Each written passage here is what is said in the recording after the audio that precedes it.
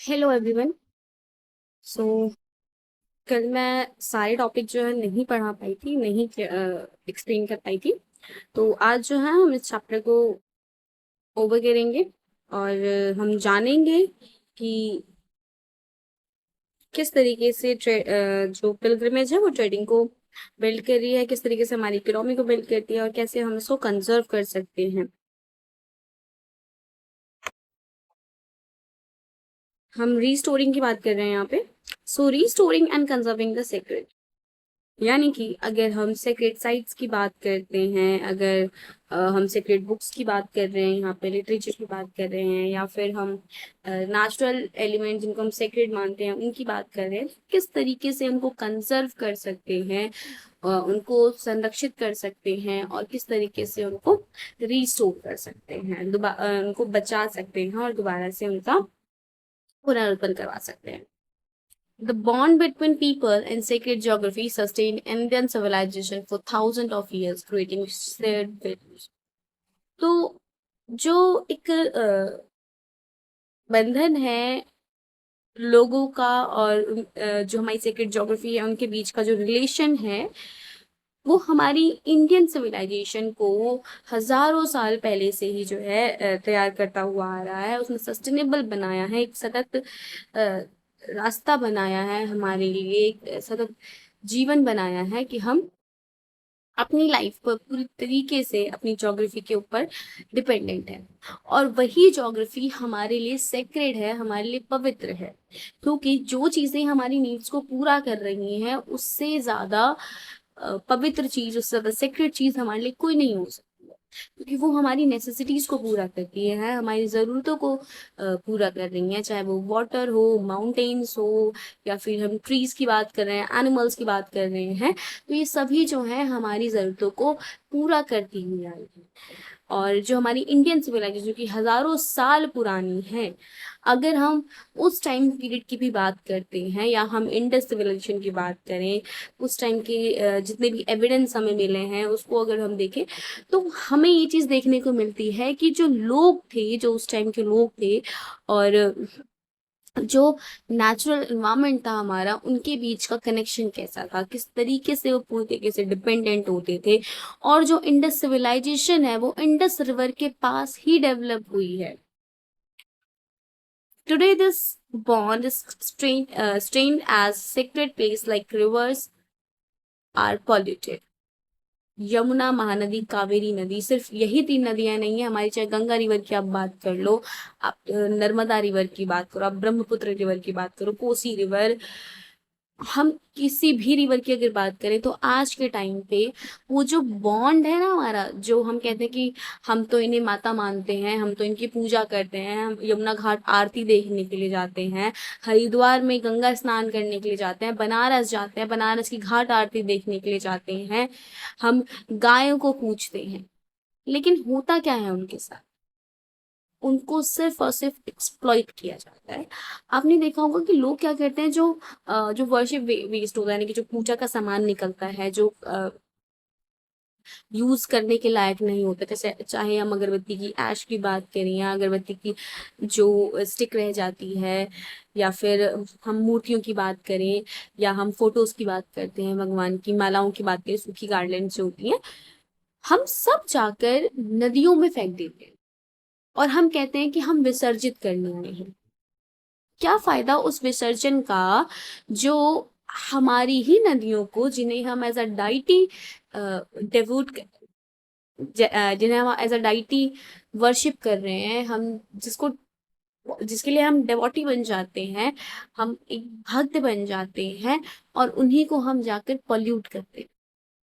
तो वो जो बॉन्ड है, या फिर हम जिन वैल्यूज की बात करते हैं कि हम अपने नेचुरल एलिमेंट्स को सेक्रेड मानते हैं, उन्हें एज अ गॉड ट्रीट करते हैं, भगवान की तरह मानते हैं, भगवान की तरह पूजा करते हैं उनकी, तो वो सारी चीजें जब उनका एक्सप्लॉइटेशन होता है तो कहाँ जाती हैं?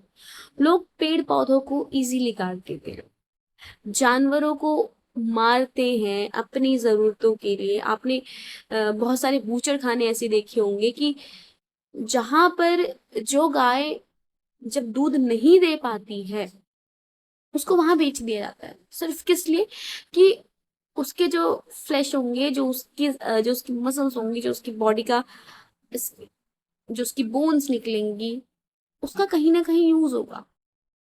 हम उसको बीफ में कन्वर्ट करने के लिए बेच देते हैं और लोग फिर उन्हें खाते भी हैं। और यहाँ पर फिर हम बात करते हैं कि सिर्फ मुस्लिम ये चीजें करते हैं, ऐसा नहीं होता है। क्योंकि हम किसी चीज को जब रिलीजियसली देखते हैं, हम उसको बहुत ज्यादा स्पिरिचुअलिटी के साथ देख रहे हैं, हम उसको सेक्रेड मानते हैं, तो हम उसी के साथ जो है एक्सप्लॉइटेशन कर रहे हैं। चाहे यहाँ पर पेड़ों की बात हो रही हो, चाहे यहाँ पे माउंटेन्स की बात करें हम, या हम यहाँ पर रिवर्स की बात करें, एनिमल्स की बात करें, हम सभी के साथ एक्सप्लॉइटेशन करते हैं। When rivers or mountains face harm from overuse or development, people speak up to protect their deities and environment. तो हम क्या देखते हैं कि लोग सिर्फ डेवलपमेंट के नाम पे क्या करते हैं कि ओवर यूज करते हैं चीजों का। और जो माउंटेन्स हैं हमारे, हम वहां से मिनरल ऑर्स निकालने की कोशिश करते रहते हैं कि हमें हमारे पास जितने मिनरल्स आएंगे हम उतना ज्यादा सेल आउट करेंगे, इंडस्ट्रीज बनाएंगे, फर्म बनाएंगे और उसको एक्सपोर्ट करेंगे आउट ऑफ कंट्री। हमारे पास पैसा आएगा, हमारे डेवलपमेंट होगा। इसके साथ साथ जो रिवर्स हैं, हम उन्हीं से, चलो हाइड्रो इलेक्ट्रिसिटी अच्छी चीज है कि जिन एरियाज में इलेक्ट्रिसिटी नहीं पहुंच पा रही है, हम उससे पानी के थ्रू बिजली बनाकर पहुंचा रहे हैं। लेकिन वहां पर उन एरियाज, मतलब उसको पोल्यूट करना, वहां पर अननेसेसरी चीजें डालना, उसके आसपास जितने भी टूरिस्ट प्लेस बनाए जाते हैं वो लोग जाके वहां पे पोल्यूट करते हैं, ये कहाँ से हमारी कल्चरल वैल्यू को जो है शो करता है। ये हमें और भी ज्यादा अनसिविलाइज दिखाता है कि जिन चीजों को हम सेक्रेड मानते हैं, हम उन्हीं के साथ गलत करते हैं, उन्हीं को हम पॉल्यूट करते हैं। और जो लोग इसके अगेंस्ट आवाज उठाते हैं, जो इन्वायरमेंट के अगेंस्ट आवाज उठाते हैं, कि उसे प्रोटेक्ट करने की बात करते हैं, लोग उनका साथ ही नहीं देते। क्योंकि उनका वो पर्सनल मैटर नहीं है, उनके लिए एक सब्जेक्टिव मैटर हो जाता है। और ये सब्जेक्टिव मैटर नहीं होता है कि अगर हम अपने इन्वायरमेंट को प्रोटेक्ट करने की बात करते हैं, तो ये हमारे लिए एक इंडियन सिविलियन होने के नाते ये हमारी ड्यूटी है कि हमें अपने नेचुरल इन्वायरमेंट को प्रोटेक्ट करना चाहिए। बट आज के टाइम पे हम जिन्हें सेक्रेड मानते हैं उन्हीं का एक्सप्लॉइटेशन करते जा रहे हैं। आपने देखा होगा कि जब गणेश विसर्जन का टाइम होता है, तो गणेश विसर्जन के टाइम पे किस तरीके से जो लोग हैं मूर्तियों को जाकर सिर्फ नदियों में फेंक देते हैं, विसर्जित नहीं करते हैं, फेंक देते हैं। और दूसरे दिन के बाद से उन्हें उस मूर्ति का कोई ख्याल नहीं होता है। वो पीओपी की बनी मूर्तियां होती है, चूने की बनी मूर्तियां होती हैं, अब वो पानी के अंदर जल्दी डिसॉल्व भी नहीं होती हैं। और उनको डिसॉल्व होने में इतना टाइम लगता है कि वो हमारे पानी को पोल्यूट करने लगते हैं। उसके साथ साथ लोग रंगों से खेलते हैं, उसी में वो रंग भी डालते हैं। लोग ये नहीं सोचते कि अगर हम उसकी जगह पर एक इको फ्रेंडली मूर्ति लाएं, हम मिट्टी की मूर्ति बनाएं और उसको फिर विसर्जित करें, या उसको हम पानी अपने ही घर में विसर्जित कर लें, वो ज्यादा बेनिफिशियल होगा हमारी इन्वायरमेंट के लिए, हमारी सेक्रेड रिवर्स के लिए। बट वो ऐसा नहीं करते हैं। तो इस तरीके से क्या होता है कि जो हमारी रिवर्स है वो पोल्यूट होती जा रही है। when rivers are sorry sacred geography supports sustainability, offering lesson for global environmental code। जो सेक्रेड ज्योग्राफी है हमारी, जिस ज्योग्राफी को हम इतना पवित्र मानते हैं, हम जिसको कहते हैं कि हमारे लिए इतनी इंपॉर्टेंट है, वो हमें सस्टेनेबिलिटी में सपोर्ट करती है। सस्टेनेबिलिटी मतलब कि आज के टाइम पे तो हमारी नीड्स को पूरा कर ही रही है। जो हमारे एंसेस्टर्स रहे, जो हमारी हमारी पहले की जनरेशन रही, उनकी तो नीड्स को उन्होंने पूरा किया ही किया।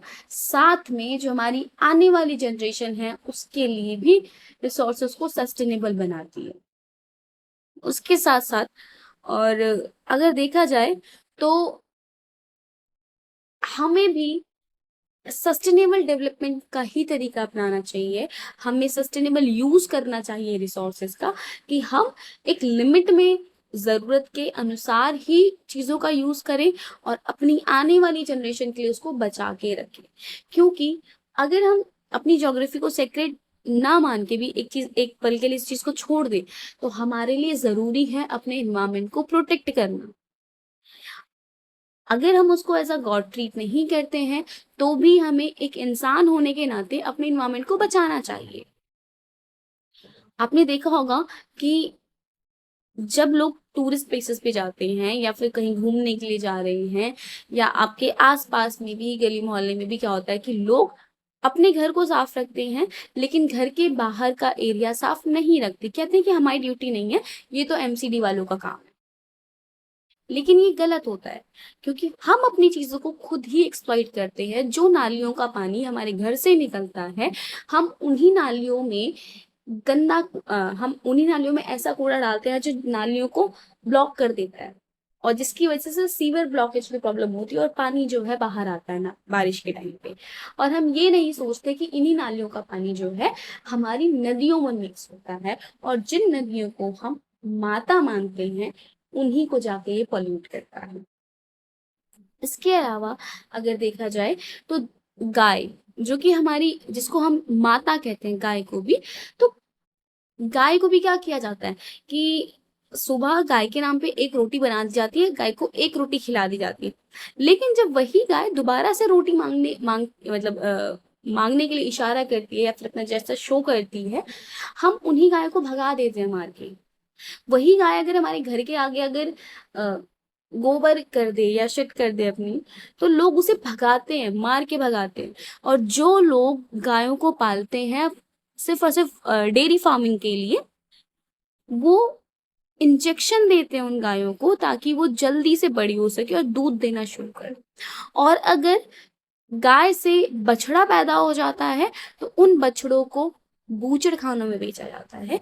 तो अगर देखा जाए तो हम क्या कर रहे हैं, हम अपनी ही सेक्रेड चीज़ों को सैक्रिफाइस कर रहे हैं सिर्फ और सिर्फ अपने मतलब के लिए। तो हमारे लिए हमारी सेक्रेड ज्योग्राफी को रिजर्व करना, कंजर्व करना बहुत ही ज़्यादा ज़रूरी है। Not for the only religious purpose, हमें सस्टेनेबिलिटी के लिए भी ये चीज करना जरूरी है। It is everyone's duty to protect sacred place as reminded by India's constitution. तो हमारे कॉन्स्टिट्यूशन में भी कहा गया है कि हमें हमारे इन्वायरमेंट को, हमारे सेक्रेड प्लेसेस को, या फिर जितनी भी हमारी हेरिटेज साइट्स हैं, हमारे हिस्टोरिकल मॉन्यूमेंट्स हैं, हमें उनकी प्रोटेक्शन करनी चाहिए, हमें उन्हें बचा के रखना चाहिए। इसके बाद हम जानेंगे फ्रॉम पिलग्रिमेज टू ट्रेड। अगर आपने एक चीज देखी होगी, आपने कुंभ के मेले में मोनालिसा के बारे में जरूर सुना। और मोनालिसा वो लड़की थी कुंभ के मेले में जो सिर्फ टीका लगा रही थी। उस टाइम पे जो 10 रुपए का एक टीका लगा रही थी, या 20 रुपए या 5 रुपए, या फिर लोग जो अपने अनुसार दे रहे थे, अपनी मर्जी से दे रहे थे, तो वो पर डे का जो है, एक लड़की 1000 रुपए अगर कमा रही है, तो वो 30 दिनों तक, जो एक महीने तक वो जो चीज कंटिन्यू रही, उसने 30 दिनों में 30,000 रुपए कमाए। जो कि एक नॉर्मल पर्सन के लिए, जो एक फ्रेशर है, जो एक जॉब करना चाहता है, उसके लिए मुश्किल है। बट वो पॉसिबल हुआ सिर्फ और सिर्फ एक पिलग्रिमेज साइट की वजह से। आपने देखा होगा कि अगर आप किसी ऐसी जगह जाते हो जहाँ पे सत्संग हो रहा होता है, या फिर किसी मस्जिद के पास से आप जा रहे हो, या फिर आप किसी दरगाह के पास से जा रहे हो, तो आपने देखा वहाँ पे ऑलरेडी स्टोर्स होते हैं। क्योंकि लोग क्या करते हैं, लोग जाके चादर चढ़ाते हैं, मंदिरों में जाने के लिए प्रसाद लेते हैं, फूल लेते हैं। अब आसपास की जो शॉप्स है वहां पर, उनकी इकोनॉमी के लिए, उनकी लाइफस्टाइल के लिए एक अर्निंग का जो सोर्स बन चुका है वो पिलग्रिमेज। और उनकी अर्निंग के सोर्स के मतलब उनके अर्निंग का तो सोर्स है ही, यानी कि वो सामान बेचेंगे, लोग खरीदेंगे, बेचने से पैसा आएगा उनके पास। उसके अलावा जो ट्रेडर्स हैं, जो बड़े बड़े बिजनेसमैन्स हैं, या फिर जो इंडस्ट्रियलिस्ट हैं, या जहां पर भी प्रोडक्शन किया जा रहा है, उनको एक मार्केट मिल जाएगी अपना सामान बेचने के लिए। वो as a market leader, as a shopkeeper चीज को सेल करेंगे, और उन एरियाज के पिलग्रिमेज साइट्स पे जो लोग होते हैं, जो अपनी ऑलरेडी शॉप बना के बैठे होते हैं, फिर जिनकी दुकानें होती हैं, जो अपना काम कर रहे होते हैं वहाँ पे, वो उनके कंज्यूमर बन जाते हैं। और फिर हम वहाँ जब जब हम जैसे लोग वहाँ पर जाते हैं, तो हम वहाँ से ज़रूर कुछ ना कुछ खरीदते हैं, भगवान को चढ़ाने के लिए खरीदते हैं, या अगर हम दरगाह गए हैं तो वहाँ चादर चढ़ाने के लिए लेते हैं। लोग गरीबों को भी बाँटते हैं वहाँ पे।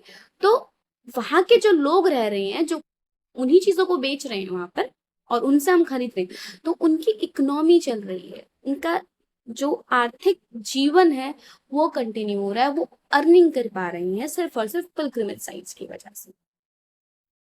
So pilgrims and traders often meet on pilgrimage routes, benefiting both. और सिर्फ आज से ये चीजें शुरू नहीं है। जब लोग पहले पिलग्रिमेज साइट्स पे जाते थे, तीर्थ यात्रा करने के लिए जाते थे, तो कहीं ना कहीं से ये चीजें हैं जो है माइंड में आती है हमारे अपने आप ही, कि अगर हम कहीं जा रहे हैं तो वहां पर कुछ ऐसी चीजें होनी चाहिए जो हमारी जरूरतों को पूरा करे, जैसे कि खाना, वो बहुत जरूरी है। तो लोगों ने उन्हीं पिलग्रिमेज रूट्स के थ्रू जो है ट्रेडिंग रूट्स बनाने शुरू कर दिए। जैसे मान लो एक इंसान जो है वो किसी तीर्थ स्थल पे जाता है, और वो वहां देखता है कि वहां पर फूड आउटलेट की कोई शॉप नहीं है कि जो लोग हैं वो खा सकें।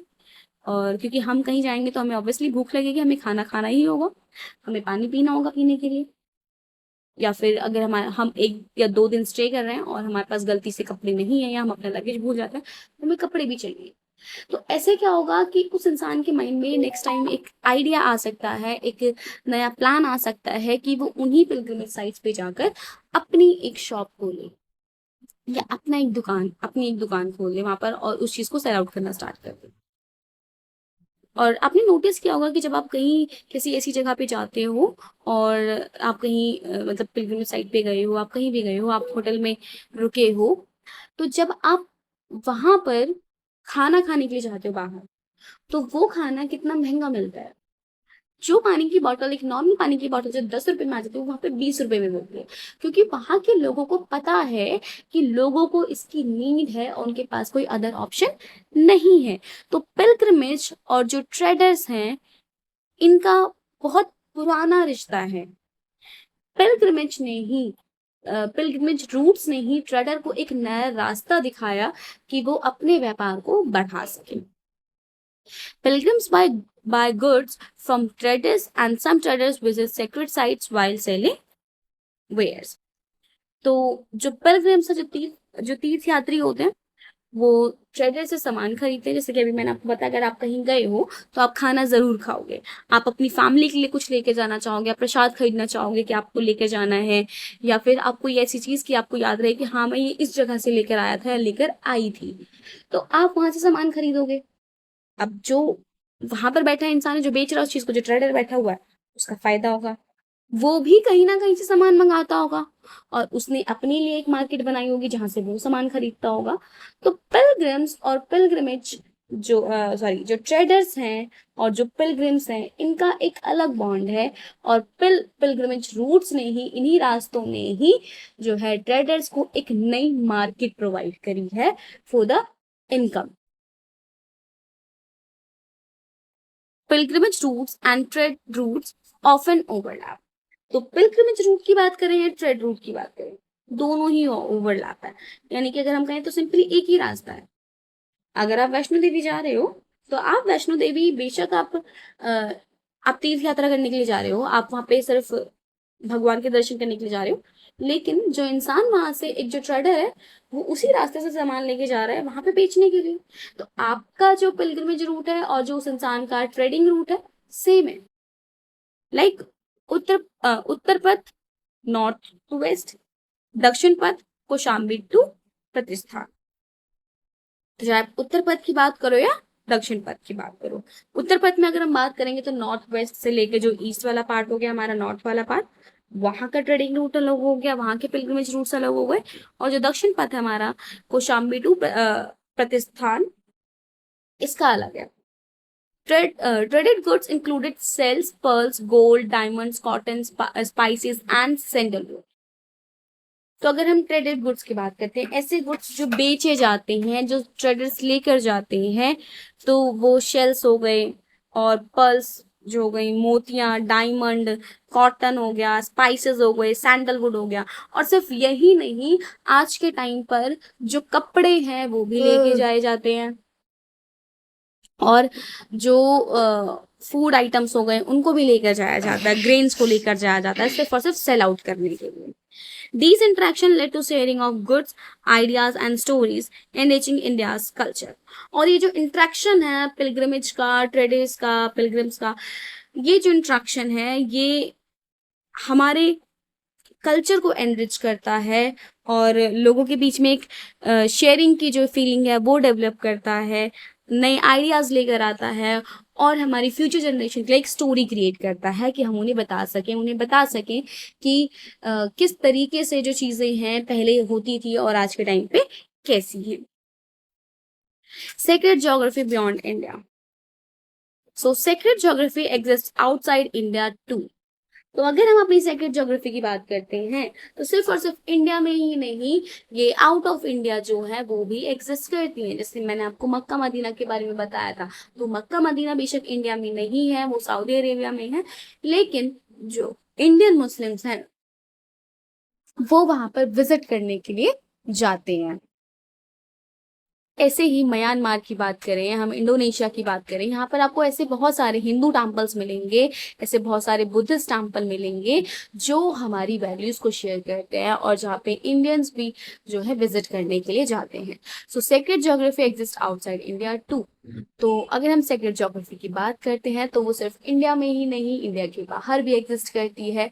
जैसे क्रिश्चियनिटी के लिए अगर हम क्रिश्चियंस की बात करते हैं, तो अगर आप यूरोपियन कंट्रीज में जाते हो तो आपको बहुत सारे चर्च देखने को मिलेंगे, चर्च में आपको प्रिस्ट देखने को मिलेंगे, जो नन्स होते हैं वो भी आपको वहाँ पे देखने के लिए मिलेंगे। तो सिर्फ और सिर्फ इंडियन कल्चर में ही नहीं हमारे लिए जो ज्योग्राफी है सेक्रेड है, आउटर कंट्रीज में भी क्या होता है, ज्योग्राफी को, जो हमारा जो नेचुरल इन्वायरमेंट है उनको भी सेक्रेड माना जाता है। उनकी अपनी वैल्यूज होती हैं, अपने फेथ हैं, अपने बिलीफ है, बट वो भी जो है नेचुरल इन्वायरमेंट को सेक्रेड मानते हैं। Ancient Greeks had sacred mountains and groove. तो अगर हम एंशियंट ग्रीस की बात करते हैं, पुराने ग्रीक की बात करें, तो वहां पर भी माउंटेन्स को और ग्रूव्स को सेक्रेड माना जाता था। Native American saw nature as sacred. और जो नेटिव अमेरिकन हैं वो नेचर को सेक्रेड मानते थे, नेचर को एज अ सेक्रेड थिंग देखते थे वो। The Maoris of New Zealand view Taranki Mongat Mountain as an ancestor recently given human like right to protect it. तो जो मॉरिश है न्यूजीलैंड में, वहां पर एक तरांकी मोंगा माउंटेन है जिसको वो अपने एंसेस्टर्स का मानते हैं कि उनके पूर्वजों के द्वारा जो है, चाहे आप उसकी डेवलपमेंट के लो या उसकी मतलब आप ये कह लो कि उसका जो फॉर्मेशन है वो उनके थ्रू हुआ है। तो और आज के टाइम पे क्या है कि वहां पर ह्यूमन राइट बना दिया गया कि उसको आपको प्रोटेक्ट करना, तो वो उसको बहुत सेक्रेट मानते हैं। Community elders speak for sacred places to prevent harm, ensuring their preservation. और जो कम्युनिटी एल्डर्स होते हैं, आपने देखा होगा ऐसे बहुत सारे हमारे संत हैं, महात्मा हैं, ऐसे बहुत सारे मौलाना होते हैं और बहुत सारे मॉन्क्स हैं जो क्या करते हैं, अपने रिलीजन के लिए या फिर अपने सेक्रेड प्लेसेस को बचाने के लिए लोगों को कहानियां सुनाते हैं, लोगों को उसके लिए अवेयर करते हैं ताकि वो प्रिजर्व करके रखें उन सभी को। एक मिनट, सॉरी, स्क्रीन बैक हो गई। हम कौन सा टॉपिक पढ़ रहे थे? हम्म अब हम जानेंगे कुछ इंपॉर्टेंट पॉइंट्स इस चैप्टर के, कि इस चैप्टर में क्या क्या चीजें जो है इंपॉर्टेंट है और हमें पढ़नी है, जो ऑलरेडी हम पढ़ चुके हैं। और religions in India have sacred place across the land.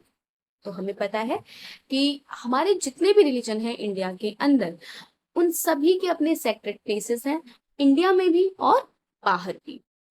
In Buddhism, Jainism and Sikhism, sacred sites are linked to great figure और events। तो अगर हम बुद्धिज्म की बात करें, जैनिज्म की बात करें या सिखिज्म की बात करें, तो जो इन sacred sites हैं, जो इनकी sacred sites हैं, वो इनके किसी ना किसी इवेंट से जुड़ी हुई हैं। अगर आप खालसा दल की बात करते हो, या फिर आप गुरु ग्रंथ साहिब की बात कर रहे हो, या आप सांची के स्तूप की बात करते हैं हम, तो इन सभी का कोई ना कोई किसी न किसी हिस्टोरिकल इवेंट से जो है कनेक्शन है। Hinduism has many pilgrimages supporting personal growth, trade and cultural unity across India. तो अगर हम हिंदुइज्म की बात करें तो हिंदुइज्म के ऐसे बहुत सारे पिलग्रिमेज साइट्स हैं हिंदुओं के इंडिया के अंदर, जो पर्सनल ग्रोथ को सपोर्ट करते हैं, ट्रेड को सपोर्ट करते हैं, कल्चरल यूनिटी दिखाते हैं इंडिया के अंदर। In Hindu tribal and folk tradition the land self its sacred. तो हिंदुओं में मतलब हिंदू ट्रेडिशन में, ट्राइबल्स में, और जो लोकल एरियाज में, जो हमारा जो लोग अगर हम लोक संस्कृति की बात करते हैं एक पर्टिकुलर रीजन में, तो जमीन को अपने आप ही जो है सेक्रेड मानते हैं। मतलब उनके लिए जो जमीन है वो सिर्फ जमीन नहीं है, वो एक धरती है, एक ऐसी एक धरती माँ है उनके लिए जिसपे उन्होंने जन्म लिया है। So sacred places are populated due to neglect, and it is our duty to protect them as a part of our national heritage. तो अगर हम sacred places की बात करते हैं तो बहुत ज़्यादा आज के टाइम पे पॉल्यूटेड हो चुके हैं, क्योंकि हम नेग्लेक्ट करते हैं उनको, हम उन पे ध्यान ही नहीं देते हैं। हम सिर्फ अपनी पर्सनल लाइफ में बिजी हो चुके हैं। हम ये नहीं सोचते हैं कि ये जो एनवायरनमेंट है हमारे आसपास का, इसको प्रोटेक्ट करना कितना ज़रूरी है, सिर्फ आज के लिए ही नहीं, फ्यूचर जनरेशन के लिए भी। इसके अलावा हमारी ड्यूटी है कि हम इसे प्रोटेक्ट करें, क्योंकि ये हमारे नेशनल हेरिटेज का पार्ट है। ये हमारी एक ऐसी धरोहर है जो हमारी ज़रूरतों को पूरा कर रही है। तो ये कुछ पॉइंट्स हैं जो हमें इस चैप्टर में याद करने के लिए ज़रूरी है। तो आपको इस चैप्टर में बेसिकली आपको पता होना चाहिए कि सेक्रेड वर्ड का मतलब क्या होता है, हमारे कितने धाम हैं, कितने ज्योतिर्लिंग हैं और कितने शक्तिपीठ हैं। इसके अलावा जो अदर रिलीजन्स हैं हमारे, उनके कौन-कौन से सेक्रेड प्लेसेस हैं और इनकी क्या इम्पोर्टेंस है, हम किस तरीके से जो हमारी ह्यूमन लाइफ है वो सेक्रेड प्लेसेस को इफ़ेक्ट कर रही है, और ट्रेड का और पिलग्रिमेज रूट्स का क्या लिंक है, किस तरीके से हम अपनी सेक्रेड इकोलॉजी को देखते हैं, या फिर हम किस तरीके से उसको प्रोटेक्ट कर सकते हैं। यही सारी चीज़ें जो है इस चैप्टर के अंदर आपको ज़रूर रिवाइज करनी है। बाकी ये जो है कुछ डिफिकल्ट वर्ड्स हैं, तो आप वीडियो के एंड में इन्हें देख सकते हो, इसलिए आप वीडियो को पॉज करके पढ़ भी सकते हो। अब हम मिलेंगे नेक्स्ट चैप्टर में। तो थैंक यू। और अगर आपको मेरी वीडियो इन्फॉर्मेटिव लगी हो या आपको समझ में आई हो तो लाइक, शेयर, कमेंट करना ना भूलें। Thank you.